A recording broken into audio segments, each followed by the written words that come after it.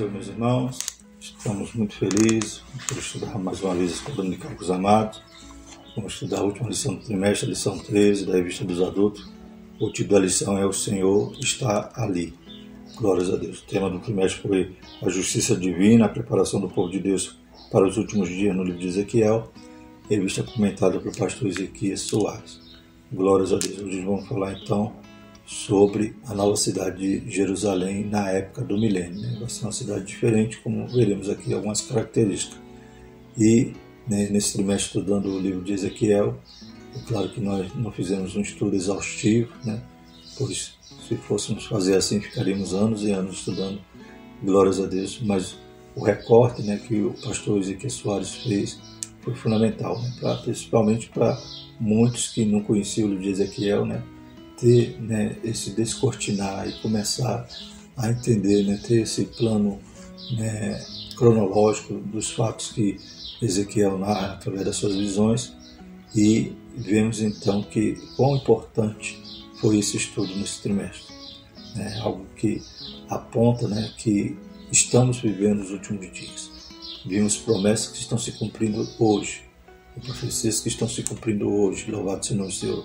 E a gente aguarda agora, aleluia, o desfecho da história para alcançarmos então esses momentos que Deus vai voltar a olhar para Israel, vai voltar a cumprir as suas promessas, a aliança que ele fez a Abraão, que continua vigente, aleluia, e só aguarda o evento primordial para desencadear todos esses fatos, todas essas profecias que estudamos durante essas últimas aulas, principalmente quando estudamos aqui a parte do livro de Ezequiel que trata sobre a restauração, estudamos ali da Batalha do Gog e Magog, estudamos sobre a profecia do Vale dos Ossos Secos, estudamos sobre o novo templo, a volta da glória do Senhor, vimos também a respeito do rio que sai ali próximo ao altar, vai sarando, vimos profecias que vão se cumprir durante o milênio. E hoje a gente vai falar então sobre a cidade que terá agora o nome O Senhor estará ali. O texto áudio diz: não se fará mal nem dano algum em todo o monte da minha santidade, porque a terra se encherá do conhecimento do Senhor, como as águas cobrem o mar. Isaías 11, 9. A gente vê em Isaías muitas profecias sobre o milênio. Glórias a Deus. Em Ezequiel a gente fecha aqui, a gente vai encontrando então alguns detalhes sobre as profecias que estão em Isaías. Então, o autor, o Espírito Santo, ele nos revela em Isaías, em Zacarias, em outros livros da Bíblia e aqui em Ezequiel muitas coisas a respeito do milênio. Então, como foi importante estudar este livro nesse trimestre? A verdade prática diz: o Deus de Abraão, de Isaac e de Jacó governa soberanamente o seu povo. Ele está no meio do seu povo. Glórias a Deus. A gente já viu que a glória do Senhor voltou para o templo. Então Deus já habita ali. Inclusive a porta foi fechada por onde Deus passou. Então Deus agora está habitando na cidade. É isso que nós veremos mais claramente durante o comentário da lição. Os objetivos da lição são apresentar a cidade de Jerusalém no milênio, elencar os nomes das 12 tribos no milênio e mostrar que a expressão "o Senhor está ali" é o novo nome da cidade. O texto bíblico se encontra em Ezequiel 48, 30 a 35. E estas são as saídas da cidade, desde a banda do norte, 4.500 medidas. E as portas da cidade serão conforme os nomes das tribos de Israel. 3 portas para o norte. A porta de Rubi, uma, a porta de Judá, outra, e a porta de Levi, outra. Da banda do oriente, 4.500 medidas e 3 portas. A saber, a porta de José, uma, a porta de Benjamim, outra, e a porta de Dan, outra. Da banda do sul, 4.500 medidas e 3 portas. A porta de Simeão, uma, a porta de Isacar, outra, e a porta de Zebulão, outra. Da banda do ocidente, 4.500 medidas e suas 3 portas. A porta de Gade, uma, a porta de Assé, outra, a porta de Naphtali, outra. 18.000 medidas em redor, e o nome da cidade desde aquele dia será O Senhor está ali. Vimos então que é uma cidade com um outro desenho, é uma cidade quadrada e diferente de todas as disposições que Jerusalém já teve. A gente vê que no milênio há essa restauração e essas coisas novas, né? Um templo novo, nós já falamos, né? Então hoje a gente está falando de uma cidade nova. E o próprio país, né, vai haver ali uma divisão territorial diferente de todas que já houve também durante a história. A introdução diz o seguinte: vimos na primeira lição do trimestre que o livro de Ezequiel antecipa a tradição apocalíptica na Escritura. O livro de Ezequiel começa com a visão da glória de Javé e conclui com a descrição da glória de Javé na Jerusalém glorificada. Não é possível compreender o livro de Apocalipse sem os oráculos de Ezequiel. Encontramos abundantes dados cruzados entre os dois livros. Ambos são revelações sobre o fim dos tempos. A primeira lição encerra o trimestre estudando o aspecto de Jerusalém no milênio. É claro que Apocalipse vai falar do milênio, né, muito rápido, né? Só o capítulo 20 vai falar a respeito que Satanás está preso durante 1000 anos, vai falar que Jesus vai reinar durante 1000 anos. Mas a gente vê muitos dados, né, cruzados no livro de Ezequiel e de Apocalipse. Vemos algumas figuras que Ezequiel viu que também João vê, glórias a Deus. E vemos agora essas descrições de cidade, de templo, porém são descrições de prédios, né, de medidas, de limites, né, como veremos aqui nessa lição, que são literais, são coisas que vão estar no milênio. E Apocalipse vai mostrar, né, então, né, a Jerusalém do céu, enquanto Ezequiel vai mostrar a Jerusalém da terra na época do milênio, que também é um modelo da que está no céu. Né? Deus sempre dá, né, uma planta, um modelo semelhante ao que está lá no céu. Louvado seja o nome do Senhor. Então há toda essa ponte de Ezequiel para Apocalipse, mas devemos distinguir o que é literal na terra e o que é literal no céu. Tanto um como o outro são literais, né, as revelações. Primeiro tópico sobre a cidade. Há certa similaridade entre a visão de Ezequiel e do apóstolo João, no livro de Apocalipse, na linguagem e no conteúdo. Mas é importante que os crentes saibam distinguir a diferença entre a Jerusalém do milênio e da nova Jerusalém no mundo vindouro. Então Ezequiel está falando do milênio, né? Então fala de lugares, de nomes, né, de limites, fala de fronteiras, né? Falou de mar na missão passada. São coisas que não vai haver no céu. Então devemos distinguir, né, a visão de João falando sobre a Jerusalém do céu celeste e a visão de Ezequiel que fala sobre a Jerusalém da terra na época do milênio, que também a gente vai ver que tem similaridade com a do céu, pois segue um modelo, segue uma planta que Deus sempre dá, né, como ele deu do tabernáculo também, que é, né, algo que simboliza, né, algo que está no céu. Louvado seja o Senhor. Primeiro subtópico: estas são as saídas da cidade. Vamos falar o que significa, né, saídas. Essa seção final da profecia é um suplemento não somente do capítulo, mas também do próprio livro. Apesar do nome da cidade não ser mencionado, o contexto deixa claro que se trata de Jerusalém. O termo hebraico para saídas, Totshaot, aparece somente uma vez em Ezequiel e é usado no livro de Números, no sentido de limites, extremidades. Então, saídas aqui significa, né, as fronteiras, os limites, conforme na Números 34, 4, 5, 8, 9 e 12. A versão bíblica, a tradução brasileira, emprega extremidade no versículo 4. Como o profeta usa outra palavra para saídas, Ezequiel 42, 11 e 44, 5, muitos expositores do Antigo Testamento acham que saídas, apesar de semanticamente correta, não se ajusta bem ao presente contexto, né? Então saídas não seriam as portas, mas sim os limites, as fronteiras. A ideia, segundo alguns, seria: estas são as extremidades da cidade. Mas saídas é uma forma familiar mais tradicional, mantida na Septuaginta, a versão grega do Antigo Testamento, e nas novas versões atuais da Bíblia. Vamos encontrar em muitas versões a tradução deste termo por saídas. Segundo subtópico: formato da cidade. A descrição da cidade de Ezequiel revela ser ela quadrada. E nessa visão suplementar, o profeta fala de 4 lados, descritos no sistema horário: norte, leste, sul e oeste. Um tipo da Nova Jerusalém. Então a gente sabe também que a Nova Jerusalém ela é quadrada, semelhante a essa que vai estar no milênio. A extensão de cada lado é de 4.500 medidas, ou 2.250 metros. Né? Então 2,25 quilômetros é cada lado da cidade, né? Quadrado. E em cada lado a gente vai ver aqui na lição que há 3 portões. A cidade de Jerusalém nunca teve sua área territorial quadrada, nem sua arquitetura em nenhum período histórico. O que o profeta está revelando é algo novo até então, é uma figura da Nova Jerusalém do mundo vindouro. Inclusive a gente vê também que o templo, né, ele é quadrado, né?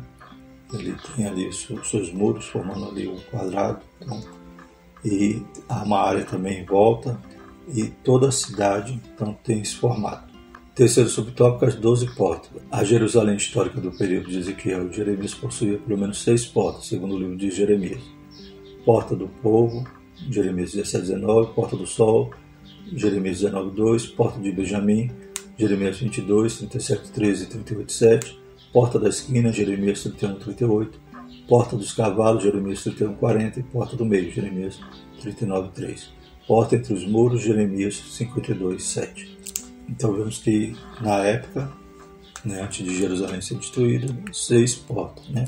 E quando Neemias retorna, né, vai reconstruir essas portas. Porém, é diferente da Nova Jerusalém. Nova Jerusalém, entenda, Jerusalém do milênio, né? Porque a novíssima Jerusalém será a celeste, mas essa Jerusalém que vai estar na terra na época do milênio tem 12 portas. O autor traz aqui um tema a respeito talvez de alguns críticos tentarem associar, né, essa visão, uma profecia, algo que Deus estava dando ali a Ezequiel, mostrando o futuro, a algo que já existia, né? Então isso é apenas uma crítica. Falando aqui sobre a torre do templo de Marduk. Deus dos Babilônios, Etemananque, tinha um recinto quadrado cujo acesso era por 12 portas. Ezequiel conhecia a sua cidade de origem. Ezequiel 1, de 1 a 3. Talvez conhecesse também a torre de Marduk em Babilônia, pois vivia entre os exilados de Babilônia. Então Ezequiel tanto conhecia Jerusalém, como poderia ter conhecido também, né, esta torre, mas não tem nada a ver com a visão, né? Ele, pelo contrário, né, a visão era completamente diferente da Jerusalém que ele conhecia. Era algo novo que Deus estava revelando. Deus é a fonte da revelação e da inspiração da visão e da mensagem de Ezequiel. Não se pode admitir que o profeta se inspirou no tempo pagão, né? Então, tudo que a gente tem visto aqui é Deus revelando, e não tem nada a ver com essa crítica que talvez alguns fazem, achando que Ezequiel se exemplificou dessa torre.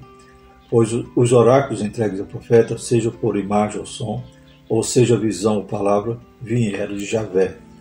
Está claro no livro, durante todo o livro, que é Deus que fala com ele.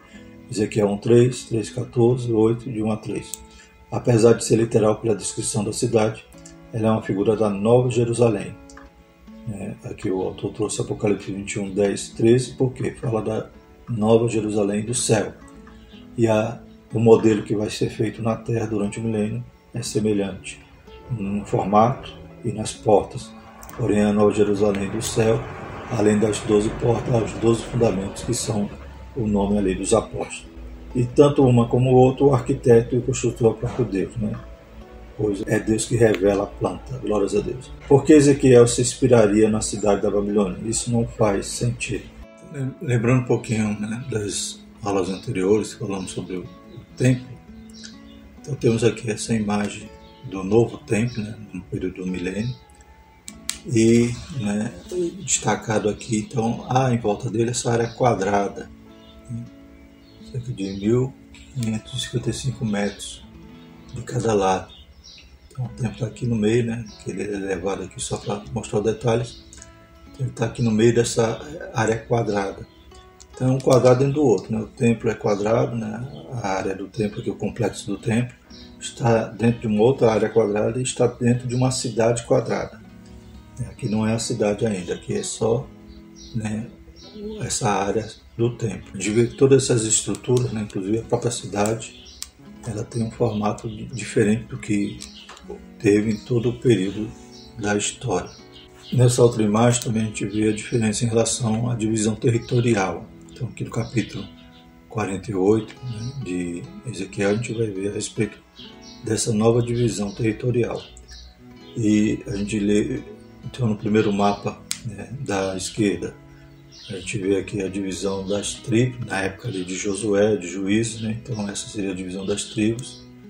Hoje no mapa central a gente vê como está o território de Israel, né? Muitas áreas, né, como a faixa de Gaza, como a Cisjordânia, né, pertencente então aos árabes. eles não têm domínio sobre todo o território antigo.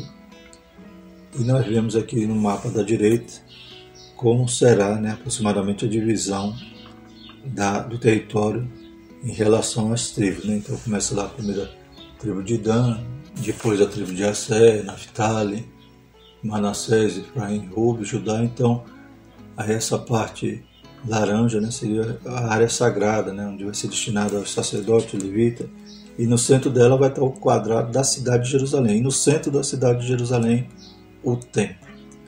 Então a gente vê completamente diferente a divisão territorial das tribos, e isso se dará somente no milênio. Então a gente vê que a nova divisão, né, territorial, novo território e nova cidade, glórias a Deus, novo templo. Então, tudo isso é claro em decorrência, né, do milênio, do reinado do Senhor Jesus. Então Israel está provando, né, o cumprimento de inúmeras profecias, que quando lemos no Antigo Testamento a gente vê que aquilo ainda não se cumpriu.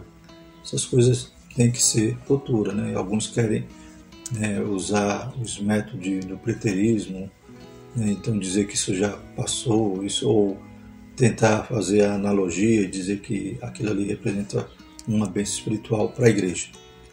Mas, né, interpretando, como já falamos, né, buscando essa literalidade, a gente percebe que são profecias para Israel e só vai se cumprir, né, depois de se cumprir, né, o arrebatamento da igreja, a grande tribulação, a guerra do Armagedon. Então iniciar o milênio, aí vai ter tudo isso restaurado. E como também citamos em lições passadas, a igreja é privilegiada. A igreja já é a prova do rio, né, aquele rio que vai sarando, que simboliza, né, que será literal, mas também trazemos a aplicação, o símbolo do Espírito Santo. Então a igreja já prova disso. A igreja, ela chegará primeiro no reino dos céus, né, como Jesus havia dito, né, que os publicanos, os meretrizes iriam chegar primeiro do que os filhos de Abraão. Então a igreja vai estar glorificada, transformada, né, já terá os seus galardões e estará reinando com Cristo. Aí depois que volta, né, a se cumprir as promessas a Israel, e quando acaba o milênio seremos só uma grei, né, seremos um povo só, uma cidade só. Então toda essa restauração que Israel terá também será para abençoar todas as nações, pois a Bíblia diz que uma vez que eles caíram, nós fomos abençoados. Imagine quando eles forem reerguidos novamente. Louvado seja o nome do Senhor. O segundo tópico vai falar sobre o nome das 12 tribos. Então a gente viu as divisões ali das tribos, e tribos que talvez poderia alguém dizer, não, ela não deveria estar lá porque cometeu tal pecado no passado, né? Foi idólatra, como Dan, foi a primeira tribo a ser idólatra, como Rúben, né, que havia profanado o leito do seu pai. Mas Deus, né, está perdoando, está restaurando. Glórias a Deus. A gente já viu que ocorreu a restauração espiritual de Israel. Então o segundo tópico fala sobre o nome das 12 tribos. Os patriarcas Abraão, Isaac e Jacó aparecem com frequência na Escritura, como representantes e fundadores da nação de Israel. Outras vezes são os nomes dos 12 filhos de Jacó, para representar as 12 tribos de Israel. Há cerca de 20 listas dos filhos de Jacó e das respectivas tribos de Israel no Antigo Testamento, mas não existe nenhum padrão. Então essas 20 listas, né, quer dizer que Jacó tem 12 vezes 20, não. Quer dizer, a disposição dos nomes das tribos. Né, ou às vezes também, né, excluindo alguma e colocando ali os filhos de José, como Manassés e Efraim, né, como 2 tribos. Então há 20 combinações desses 12 nomes. E não existe nenhum padrão. Por exemplo, a lista com os 4 primeiros nomes, Rúben, Simeão, Levi e Judá, segue a ordem de nascimento. Lá em Gênesis 35, 22 a 27, 46, 8 a 27, 49, 3 a 27 e Êxodo 1, de 1 a 6. Outras listas divergem a partir do 5º nome. Números 1, 5 a 17, 3 e 4, capítulo 13, versículo 4 a 16. A lista de Ezequiel segue o sentido horário, a partir do norte da cidade com Rúben, Judá e Levi. Leste, no oriente, José, Benjamim e Dan. Sul, Simeão, Isacar e Zebulon. E oeste, ou ocidente, Gade, Assé e Naftali. Né? Então, nos versículos 31 a 34 do capítulo 48 de Ezequiel. Então, essas listas só são variações de combinações, né? Mas aqui nesse texto vai falar em relação aos portões da cidade. Então está norte, leste, sul, oeste, né? Então sentido horário. Estou fazendo aqui espelhado. Por que está disposto nessa ordem, né? Dos nomes, né? Por exemplo, começando por Rubi, Judá e Levi. Pelo relato do nascimento deles, a melhor explicação da ordem dos nomes parece ter sido o critério das mães deles, ou pelo menos uma tentativa, né? Então o comentarista traz assim algumas informações e algumas possibilidades, né? Por que está nessa ordem, embora isso também não tenha tanta relevância. Mas ele tenta, alguns comentaristas tentam descobrir por que está disposto nessa ordem. Então ele traz aqui uma das hipóteses, seria por causa do nome das mães. Então Leia e Zilpa de um lado, Raquel e Bila do outro. A diferença é que Naphtali é filho de Raquel por meio da sua serva Bila e está junto com Gad e Asser. Então até essa ordem que ele sugere aqui pode ter sido por ordem das mães dos filhos, né? Tem essa diferença aqui no momento que fala de Naphtali, né? Que estaria então em uma ordem errada. Toda escolha tem seu propósito, nada é aleatório. Os escritores bíblicos sabiam o que estavam fazendo, a questão é que nós desconhecemos esse critério. Então é algo que não seria relevante agora, mas no futuro, né, a gente descobre o mistério, né? Não tem como especular o motivo dessa ordem. Acho que o mais importante é que Deus está restaurando as tribos, né? Deus restaurou ali todas as tribos. Propósito dos nomes. Dos 3 patriarcas do Gênesis, Abraão, Isaque e Jacó, o último deles foi o único em que não houve eliminatória dos filhos para a formação da nação de Israel. Ou seja, Abraão, a nação de Israel não foi formada de todos os filhos de Abraão. Por exemplo, Ismael. Dos filhos de Isaque também não foram todos os filhos que formaram a nação de Israel. Por exemplo, Esaú formou uma outra nação. Então, agora, os filhos de Jacó, todos eles foram a base da formação do povo de Israel. Esses 12 filhos de Jacó deram seus nomes aos 12 territórios da terra de Canaã, durante a partilha da terra sob a liderança de Josué. Assim, o propósito desses 12 nomes dos filhos de Jacó, como representantes da nação, está claro também no éfode sacerdotal. Então, sempre as 12 tribos têm essa relevância. Inclusive, na liturgia no culto havia no éfode do sacerdote, aquela placa que ele colocava no peitoral, pedras com o nome das 12 tribos. Conforme Êxodo 28:12, e porás as 2 pedras nas ombreiras do éfode, por pedras de memória para os filhos de Israel. E Arão levará os seus nomes sobre ambos os seus ombros, para a memória de diante do Senhor. O nome nas 12 portas da Jerusalém milenial, bem como na Nova Jerusalém, tem por propósito a memória dos filhos de Israel. Então isso mostra que Deus está restaurando e eles estarão fazendo parte, aleluia, da promessa de Abraão. Terceiro tópico, o Senhor estará ali. Este é o novo nome da cidade de Jerusalém, depois de sua purificação e restauração espiritual, sem deixar lembranças da idolatria, prostituição e violência. O nome Jerusalém não conseguiu deletar da memória do povo as abominações do passado. Por isso, esse nome precisa ser mudado. O autor coloca essa afirmação. É claro que há esse novo nome, inclusive no capítulo 48 não fala Jerusalém.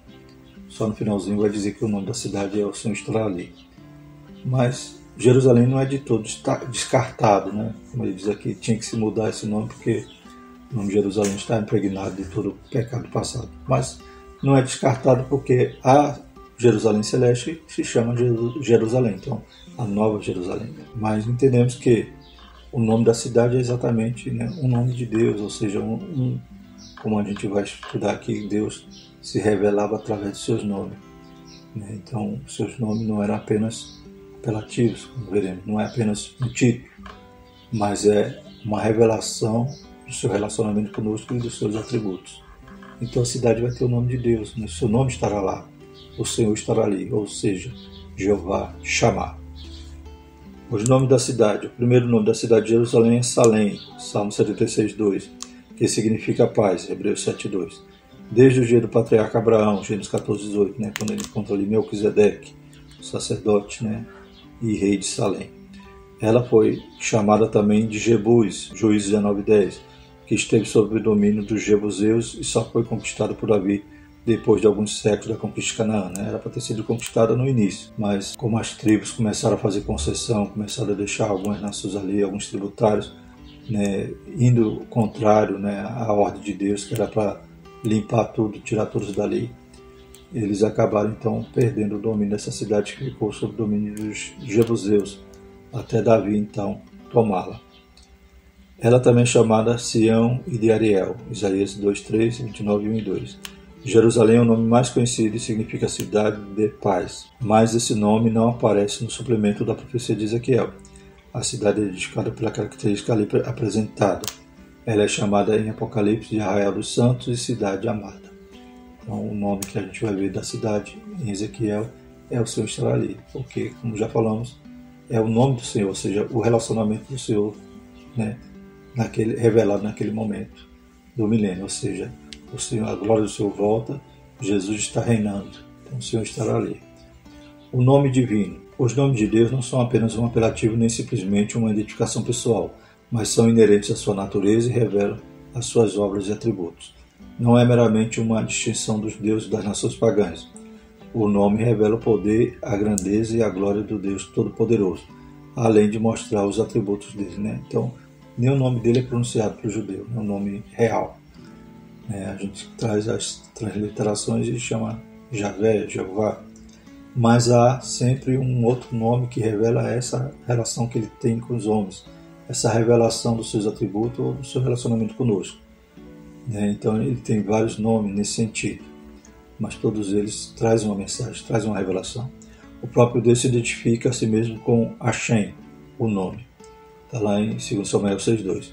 Quando a Bíblia faz menção do nome de Deus, está se referindo ao próprio Deus. Em Deuteronômio 12:11 diz: haverá um lugar que escolherá o Senhor, vosso Deus, para ali fazer habitar o seu nome, né? Ou seja, para ele habitar, né? Como ele escolheu Jerusalém. Terceiro subtópico, Yahvé chamar. A Bíblia nos mostra com clareza que Deus se deu a conhecer, nos tempos do Antigo Testamento, por vários nomes inerentes à sua natureza e à circunstância da revelação. Tem uma música que diz que ninguém explica a Deus, né? Eu não sou muito chegado nessa música não, mas eu poderia dizer, né, respondendo a ela, Deus explica. Glórias a Deus. Deus mesmo se explica através dos seus nomes, através dos seus atributos, né, do seu relacionamento, através da experiência, aleluia, que os servos de Deus tiveram durante o Antigo Testamento, durante o Novo, durante toda a história. Deus está se explicando para nós. Glórias a Deus, está se revelando. E deixou uma revelação escrita também com esse propósito. Para Abraão, ele apareceu como uma provisão para o sacrifício em lugar de Isaac, seu filho, com o nome Yahvé Jiré, ou Javé Jiré, que significa o Senhor proverá, tá vendo? Então, Jeová Jiré, ou Javé Jiré, significa aquele momento que Deus está provendo o cordeiro para morrer no lugar de Isaac. Está lá em Gênesis 22:14. E prometendo livrar os filhos de Israel daquelas pragas e enfermidades que sobrevieram aos egípcios, ele manifestou como Yahvé Rafá, Jafé Rafá, isso é, o Senhor que sara, está lá em Êxodo 15:26. Entre outros nomes, mas o nome divino Yahvé Chamar, ou Javé Chamar, isto é, o Senhor estará ali, que podemos encontrar aqui no último versículo do livro de Ezequiel, Ezequiel 48:35, é o novo nome dado à cidade do milênio. O objetivo é dissociar o nome de Jerusalém com os pecados do passado, né? Então, tem essa interpretação do nosso comentarista e podemos também simplesmente dizer que é a revelação que é progressiva, agora a revelação atual, no milênio de Deus ali, né? Deus estará ali, o Senhor estará ali, ou seja, a própria presença de Deus real durante todo o milênio, através da sua glória e através do Rei dos Reis, Senhor dos Senhores. Bendito é o nome do Senhor. Mas Jerusalém a gente vai usar de novo, Nova Jerusalém, né? Quando João em Apocalipse vê, aleluia, e usa esse nome também, Jerusalém. Porém nessa não entra pecado, né? Não entra, como diz o hino, nem tristeza, fadiga, nem dor. Glorificado seja o nome do Senhor para todo sempre. Concluindo, irmãos, o apóstolo Paulo ensina que com a queda de Israel veio a salvação para os gentios, que não diremos com a sua plenitude, está lá em Romanos 11:12. As bênçãos anunciadas nas profecias de Ezequiel não se restringem apenas ao povo judeu, elas são extensivas a toda a terra. É importante salientar que nós já estamos sendo abençoados como igreja pela presença do Espírito Santo em nossas vidas. Então, toda a terra será abençoada quando Israel, né, chegar à sua plenitude. Louvado seja o nome do Senhor. Ali, né, de Sião vai sair a lei, todas as nações vão adorar o Senhor durante o milênio. E a igreja é privilegiada, por já está provando tudo isso, e naqueles dias estará com seu corpo glorioso. Louvado seja o nome do Senhor, reinando com Cristo. Vimos que aqui também não é um estudo sobre o milênio, né? Os irmãos quiserem saber mais sobre o milênio, a gente tem um comentário de uma revista dos jovens, né? Fizemos vídeos, e há uma playlist falando sobre as últimas coisas, e tem uma lição sobre o milênio. Glórias a Deus. Mas a gente vê alguns detalhes, né? Algumas nuances em relação a Israel, em relação a essa nova Jerusalém do milênio, em relação ao próprio país de Israel, em relação ao templo e a presença de Jesus ali no meio. Glórias a Deus. Por isso a cidade agora pode ser chamada Jeová Chamar, ou Javé Chamar, o Senhor está ali. Amém? Que lição maravilhosa, que os irmãos possam sempre meditar, buscar, né, conteúdo aqui, né? Como eu falei na lição passada, talvez a gente só molhou o calcanhar, né? Só o tornozelo. Mas tem muita coisa para aprender, os irmãos. Como diz o pastor Ciro Luiz Borde, né? Tome tempo com o assunto, busque livros, estude mais. Aleluia, pois é um assunto maravilhoso. Amém? E nos dá esperança, né? Aviva a nossa esperança, que a volta de Jesus está perto. Glórias a Deus. Vamos orar, que os irmãos possam ter um final de ano abençoado, um Natal abençoado, um ano novo cheio de graça e do poder de Deus. Amém? Senhor nosso Deus, nosso Pai, te agradecemos, pedimos a tua misericórdia. Continua conosco, Pai. Obrigado por tudo que o Senhor fez conosco durante todo esse ano, todas as lições bíblicas que aprendemos, Senhor. O Senhor possa continuar, Pai, fomentando a escola dominical. Deus, não deixe que ninguém desanime, Pai. Pai, desperta o dom, Pai, desperta, Senhor Jesus, a vocação de cada um, Senhor Jesus, para que eles possam entender que o Senhor é o que chamou, o Senhor que garante, o Senhor que dá o crescimento. Abençoa a tua igreja, Pai, abençoa cada pastor, cada superintendente da escola dominical, professor, aluno, todos aqueles que amam esse trabalho. Em nome de Jesus nós te agradecemos. Amém. Que a graça do nosso Senhor, o amor de Deus e a comunhão do Espírito Santo permaneça sobre todos, hoje e sempre. Amém.